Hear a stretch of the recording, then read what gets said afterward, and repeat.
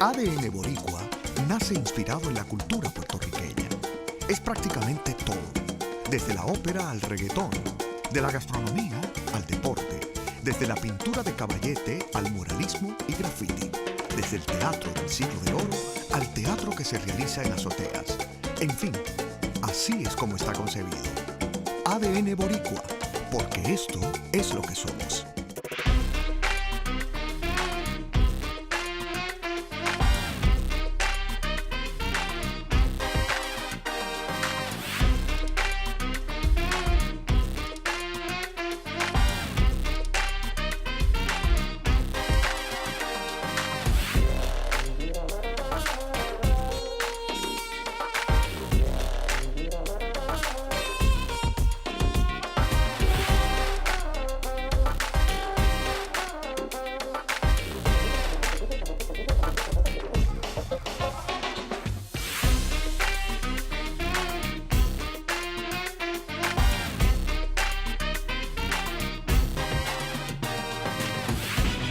Hoy en ADN Boricua le rendimos tributo a Jack Delano, artista que captó como nadie el alma del puertorriqueño a través de su fotografía.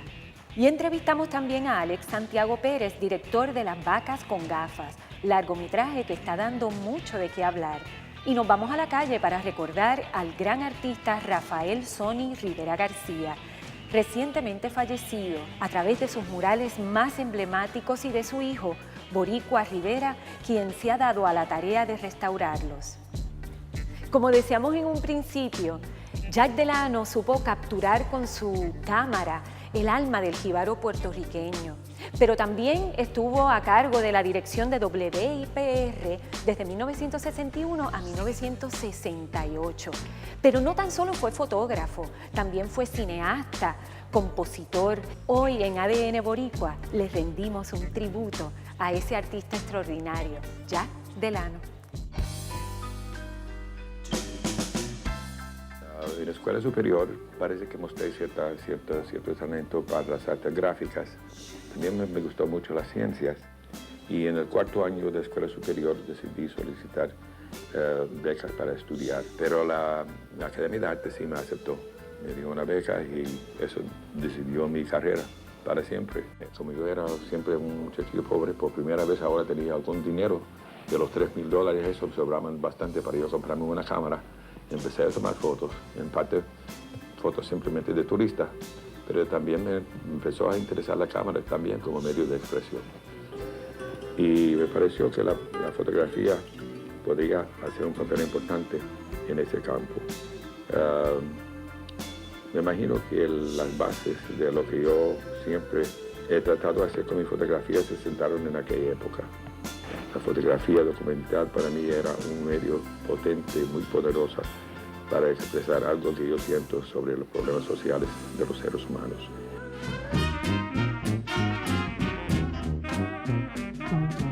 Desde mi perspectiva, que he estado estudiando un poco más la obra de Jack Delano, creo que su importancia en la cultura puertorriqueña es la gran capacidad que tenía, el talento que tenía para mezclar, por ejemplo, las influencias afroantillanas con la cultura europea y que todo quede en una manera armoniosa, por ejemplo, en sus fotografías, en sus ilustraciones. Esa manera muy sutil de hacer la mezcla entre las artes. Es difícil saber o decir cuál es la influencia máxima de Jack Delano y en cuál de las disciplinas. Creo que la que trasciende más, que se conoce más, es la fotografía. Las fotografías de contrastes, que son esta serie de fotografías que tomó primero en 1940-41 y posteriormente en los 80s, algunas mismas imágenes de esa época, haciendo justamente este contraste, es su obra maestra. Pero también podría decir que en la música, pero se siente el fulgor y la pasión y el cariño que le tenía a Puerto Rico. En la exposición Jack 100 años vamos a encontrar por primera vez o desde hace mucho tiempo todas estas disciplinas juntas, todas las áreas en las que él produjo algo al ser tan productivo. Tenemos una agenda bastante amplia porque agenda de actividades, tenemos algunos talleres de fotografía donde el público va a poder aprender fotografía, de ilustración, tenemos conferencias, cineforos que van a hablar específicamente sobre las películas que Jack Delano dirigió o bien musicalizó. Vamos a encontrar eso, vamos a encontrar mucho optimismo en esta exposición. Nos acompaña en ADN Boricua el cineasta Luis Molina. De él podríamos hacer un solo programa, pero hoy les rendimos tributo a Jack Delano. ¿Cuáles son los momentos más significativos que recuerdas con Jack Delano? Jack Delano fue mi mentor. Y de hecho, cuando yo apenas tenía 14 años, comencé en WIPR porque estudiaba en la Escuela Superior Central. Se promovía mucho lo vocacional para esa época. Y yo ya sabía que yo quería ser camarógrafo, que era lo que yo quería hacer. Y el 3 de agosto de 1968 entro por primera vez a WIPR Televisión, al Canal 6, y me encuentro pues con la figura de Jack Delano, que me dice, pues vas a empezar a trabajar aquí. Tuve una experiencia extraordinaria porque él mismo me presentó a don Abelardo Díaz Alfaro. Oh, wow. Y desde ese momento, pues, él notó, parece que en mí, el interés bien grande que yo tenía en el cine educativo. Películas que me impactaron a mí, pues, además de Los Peloteros, ¿verdad?, que es una de las obras de él, de recuerdo, de gratos recuerdos, estaba Una gota de agua. Él también fue el mentor, el que te llevó a España, Sí. y ahora tengo entendido que estás también trabajando con Televisión Española entre los muchos Sí. proyectos que tienes, Tenderete, Sí. 12 cartas y otros programas, ¿verdad? Sí, cuando tuve la oportunidad de graduarme de la Escuela Superior Central aquí en Santurce, una de las cosas que me pasó fue que en plena graduación llega Jack Delano y el secretario de Educación para aquel entonces, Quintero Alfaro, y pasan y me llaman y yo dije que yo habré hecho. Y entonces era para otorgarme una beca para estudiar en la Universidad Complutense, lo que le llaman allá la licenciatura, que es el bachillerato en comunicaciones con concentración en cine. Estuve 4 años, 5, becado por el Canal 6 en televisión española, haciendo la práctica. Y verdaderamente cuando llegué a Puerto Rico, pues ya me tenían la sorpresa de que me iban a hacer director, y pues uno de los primeros programas que me tocó dirigir, sin decirme nada, pues Jack me dijo, te vas para el conservatorio mañana de música. Y yo dije, ¿yo para el conservatorio? Y cuando me fui para el conservatorio, me dice, usted empieza hoy a aprender a leer partituras. ¿Y eso por qué? ¿Por qué? ¿Qué pasó?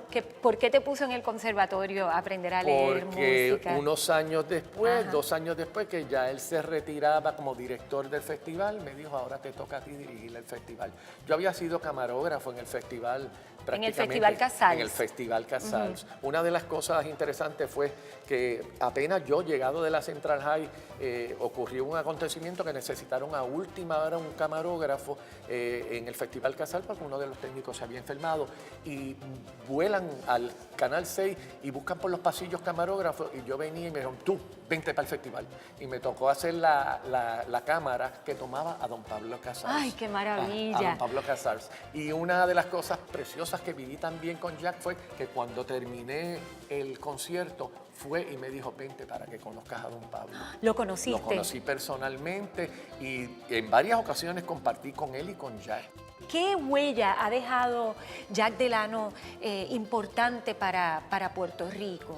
Mira, Jack definitivamente, para los que vivimos la generación de tenerlo a él en vida y de cada uno de nosotros empezar a hacer lo que ya él había hecho, pues la huella que deja es la historia de Puerto Rico plasmada a través de la celuloide, a través de los programas, a través de la música, a través de la fotografía, porque si algo tenemos que reconocer de don Jack Delano era lo versátil que era, al igual que su esposa Irene.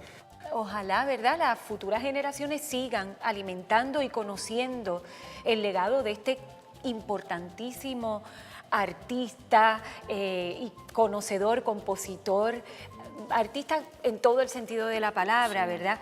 Así que agradecemos mucho, Luis, que hayas estado en ADN Boricua y que hayas compartido con nosotros esas memorias de ese personaje tan inmenso que era Jack Delano. Gracias, Luis. Muchas gracias a ustedes.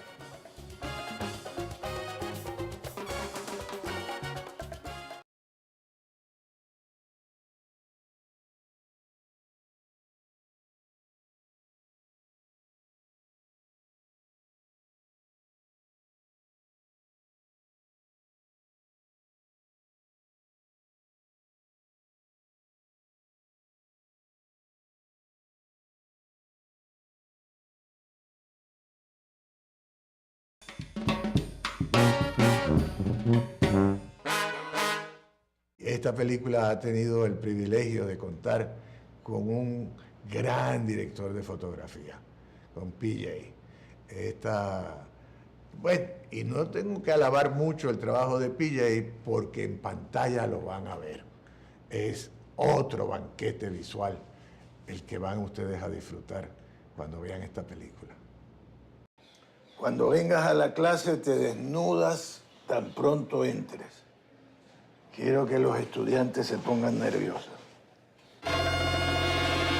Me pondré nerviosa yo también. Mejor. Usted se ha convertido en una sensación, maestro. No todos los días un pintor se queda ciego. Francamente, debo decirle que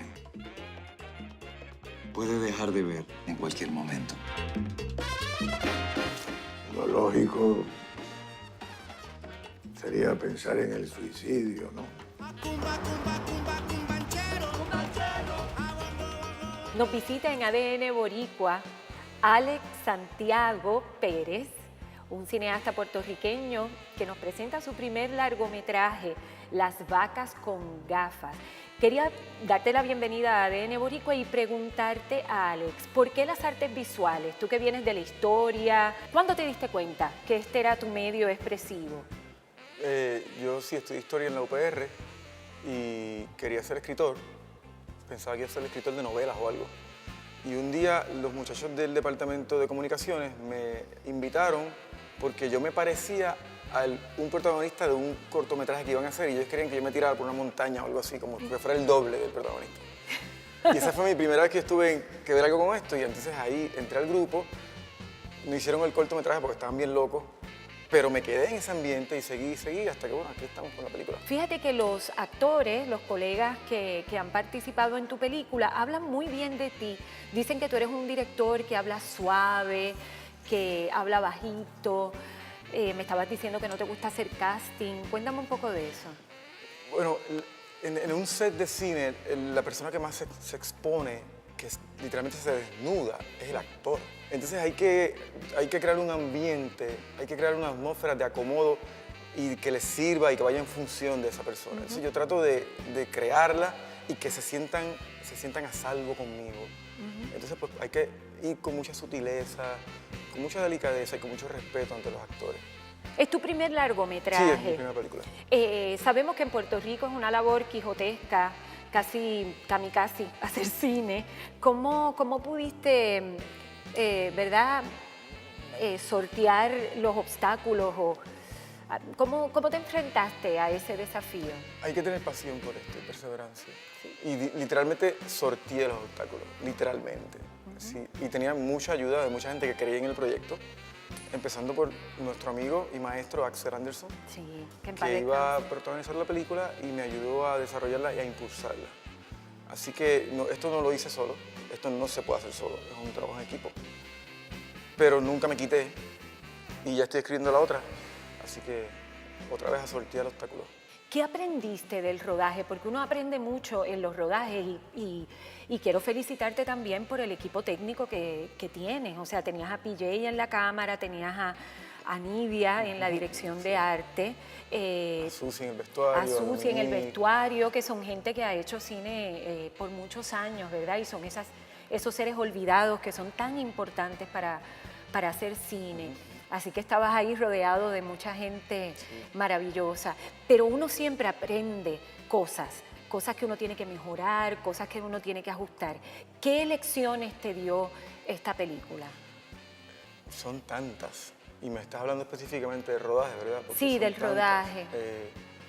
En el rodaje yo lo que hice fue reafirmar. Yo sabía exactamente lo que quería hacer y lo hice. Y descubrí, quizás no aprendí, descubrí que tenemos un libro en Puerto Rico de cómo hacer cine que no nos pertenece. Eso es así. El cine de Estados Unidos. Eso es así. Y esta gente que trabaja en cine, pues hacen eso todos los días y están un poquito mecánicos en ese sentido. Y yo los traje a mi libro y descubrí que les gustó, que la pasaron bien y que funcionó. Así que un poco fue un pequeño así como trance y moverme para el lado de acá, pero funciona y a la película le fue muy bien. con el libro de Alex Santiago, no con el libro genérico de Hollywood. Exacto, porque muchas veces queremos hacer Hollywood sin los recursos de Hollywood y como vienen todas estas películas y nuestros técnicos son excelentes, pero obviamente las condiciones de producción de nosotros no son iguales, ¿no? Sí. Y no tiene que ver necesariamente, quiero hacer hincapié, no Ajá. tiene que ver necesariamente con los recursos económicos, tiene que ver con la factura de la película, con el tono de la película, Okay. con lo que la película quiere llevar a la pantalla. Tiene que ver con eso, que es un asunto energético. Sí. O sea, este tipo de película no se puede hacer con prisa, no se puede hacer como a modo industrial, esto hay que cogerlo con más calma, hay que poner la inteligencia y los recursos en otro lugar distinto donde la ponen en esas otras películas, es otra cosa distinta. Y estos tipos tienen toda la experiencia del mundo, había que un poquito invitarlos a hacer esto. Y lo hicieron y se la pasaron muy bien. Ay, pues yo te felicito por este primer largometraje. Vamos a estar esperando el segundo y sé que vas a presentar esta película en diversos festivales alrededor del mundo, así que te deseamos mucho éxito y estamos ahí contigo, Alex. Gracias por haber estado en ADN Boricua, porque esto es lo que somos.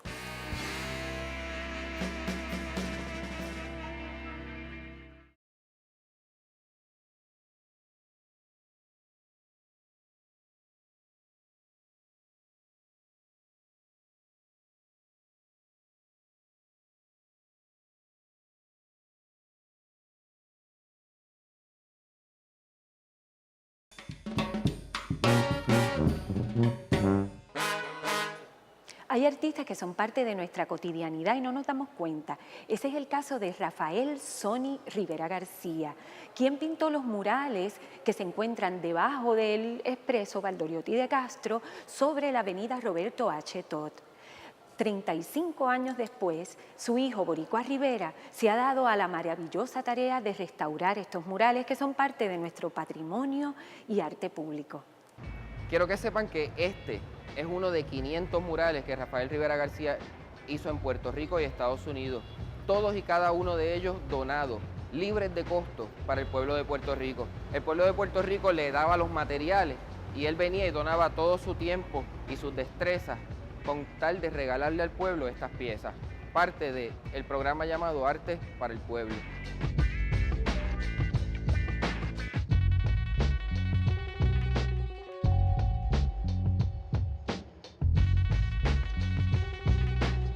Estamos retocando el mural El Batey, el juego de pelota taíno, también se refiere al lugar ceremonial, pintado en el 1976 por Rafael Rivera García, muralista puertorriqueño nacido en Nueva York en el 1929, murió en el 2014, hace menos de un mes, era mi papá.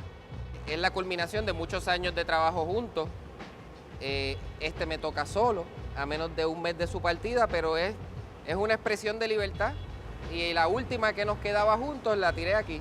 Esta pieza surge bajo el Manifiesto de Arte para el Pueblo, manifiesto de los 1970, creado por Rafael Rivera García, donde se buscaba democratizar el arte, donde se buscaba que todas las personas que anden en las calles no tengan que asistir a una galería o a un museo o esperar una invitación o tener ropa adecuada para poder participar de lo sublime, para tener una experiencia artística. La pintura mural, ya sea en México, a través de Siqueiro, Orozco o Rivera, o Puerto Rico o Venezuela, la pintura mural por lo general es una señal de protesta y democracia, donde por lo general refleja las raíces de un pueblo y las inquietudes del momento. Este puente, a pesar de haber sido recién renovado, se tuvo la cortesía y el respeto y la conciencia de tapar las piezas para la restauración.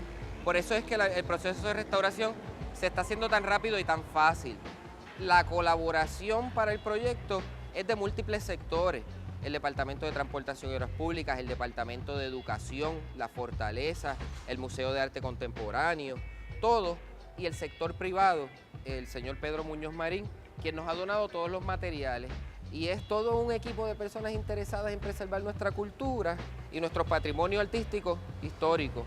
El proceso de restaurar este tipo de pieza, que es una pieza al exterior, que está pintada con pinturas industriales, pues es un proceso más sencillo que el proceso que estaríamos pensando en Pompeya, donde hay que hacer unos estudios de pigmentos. esto es un proceso mucho más sencillo. Nosotros simplemente buscamos los esmaltes adecuados y los vamos llevando al color original.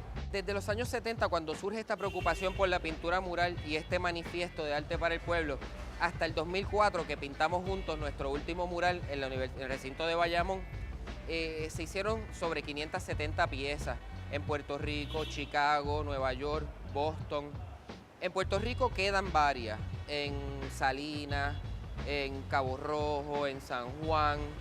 El monumento al obrero puertorriqueño, la entrada del túnel Minillas, también es de Rafael, que lo conocíamos como Sony, de cariño.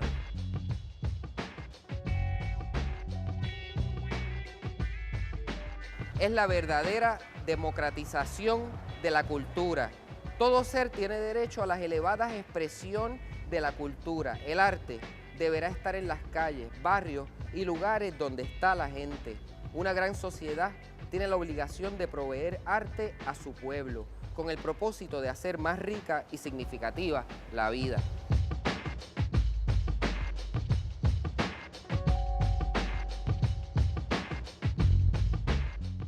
Hace unos días, Santurce se convirtió en un gran pulmón que respiraba color a través de la actividad Santurce Slay, donde se dieron cita decenas de artistas.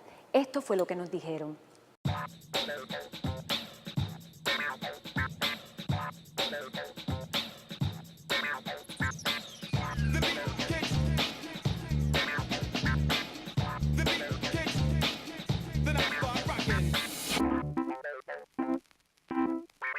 ¿Cuál es la diferencia entre el grafitero y el muralista? En realidad no hay diferencia. Puede ser la manufactura del trabajo, el tiempo, el detalle, el tamaño. La gente confunde, pero el graffiti es un estilo de mismo muralismo que siempre ha existido y se le da una connotación negativa, pero en realidad es arte y es como todas las expresiones. El detalle es la manufactura, la legalidad también de estos murales. También tiene que ver con tamaño de pieza también. Esta calle Serra es una calle histórica por la música, por nuestra cultura. Todavía los señores se reúnen por ahí los sábados con el bolero. O sea, es una calle que tiene mucha historia, pero también es una calle que sufre mucho los males de Santurce, sobre todo. ¿Por qué esta calle? La Serra, por ejemplo, tiene el taller Alacrán, que era el taller de Martorell y Carmelo Sobrino y otros colegas. Y tiene una vibra de historia también, de música y de otros aspectos culturales. Y la cosa de la internacionalización, porque ustedes traen artistas de afuera, pero también ustedes están viajando afuera a partir de este proyecto. ¿Cómo ha crecido eso en estos 5 años? El Santurce Slay 4 y Santurce Slay 3, nosotros fuimos empezando a traer lo que era atraer artistas internacionales, a unir el artista internacional con el nacional. Hicimos un proyecto, parte era poner al artista a conocer sobre el internacional y el internacional como un tipo de intercambio cultural. El proyecto ha cogido credibilidad en el mundo del arte y pues cuando ven el line-up y cómo funciona, pues sí deciden participar. Y es interesante porque la química entre el local con el nacional, por ejemplo acá está Colectivo Moriviví, que es de Puerto Rico, y aquí está Seclo Painter, que es de Francia. Y pues esa justaposición de piezas pues se convierte en algo... Conversan. Exacto, conversan, tripean, se conocen y están ahí ambos a la misma vez. Y son dos artistas del mismo calibre, uno nacional y uno internacional, exacto. ¿Es la primera vez que trabajas esta dimensión? Sí, y quería contarte algo bien interesante de esta pieza y algo que sucedió y fue casual porque Alex y yo estuvimos discutiendo qué vamos a elegir para hacer aquí, qué sé yo qué, llegamos a un acuerdo de que sí, mira, oye, es lo que debe ir en esa pared. Y resulta de que después que yo lo había marcado, yo me acuerdo que esta pieza ayer la había dedicado a alguien. Esta pieza, en el manto de la capa, en la original que está en el Museo de Arte Ponce ahora, dice dedicado a mi amigo Manuel Fernández Junco. Y ahí está el letrero de Manuel Fernández Junco, esta es la calle Manuel Fernández Junco. Pues mira. Y eso es algo que para mí es súper especial y es la razón, o sea, esto tenía que estar ahí. Llegó a donde tenía que llegar. Ya. Gracias. Gracias a ustedes.